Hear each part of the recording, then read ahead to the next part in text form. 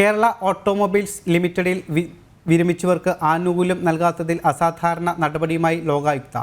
വിരമിച്ച ജീവനക്കാർക്ക് ആനുകൂല്യം നൽകാനാവാത്ത സർക്കാർ നടപടിക്ക് എതിരെ ഗവർണർക്ക് റിപ്പോർട്ട് നൽകി.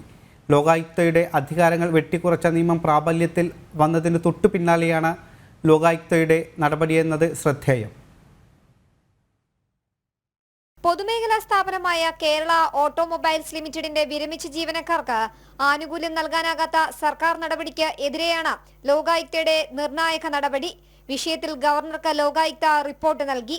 സർക്കാരിന്റെയും കേരള ഓട്ടോമൊബൈൽസ് ലിമിറ്റഡിന്റെയും വിശദീകരണം തൃപ്തികരമല്ലാത്തതിനാലാണ് ലോകായുക്തയുടെ അസാധാരണമായ നടപടി എന്നതാണ് ശ്രദ്ധേയം. ആനുകൂല്യം ലഭിക്കാത്തതിനെ തുടർന്ന് മുൻ ജീവനക്കാർ ലോകായുക്തയെ സമീപിക്കുകയായിരുന്നു. അടിയന്തരമായി ഇവർക്ക് ആനുകൂല്യം നൽകണമെന്ന് ലോകായുക്ത ഉത്തരവിട്ടു. എന്നാൽ ഇത് പൊതുമേഖലാ സ്ഥാപനത്തിന്റെ ഉത്തരവാദിത്തമാണെന്ന് സർക്കാരും കമ്പനി നഷ്ടത്തിലായതിനാൽ പണം നൽകാൻ കഴിയില്ലെന്നും സ്ഥാപനവും ലോകായുക്തയ്ക്ക് വിശദീകരണം നൽകി. ഇതിനെതിരെയാണ് ലോകായുക്ത ഗവർണർക്ക് പ്രത്യേക റിപ്പോർട്ട് സമർപ്പിച്ചത്. ഗവർണർ വിഷയത്തിൽ ഇടപെടണമെന്നാണ് റിപ്പോർട്ടിലെ ആവശ്യം.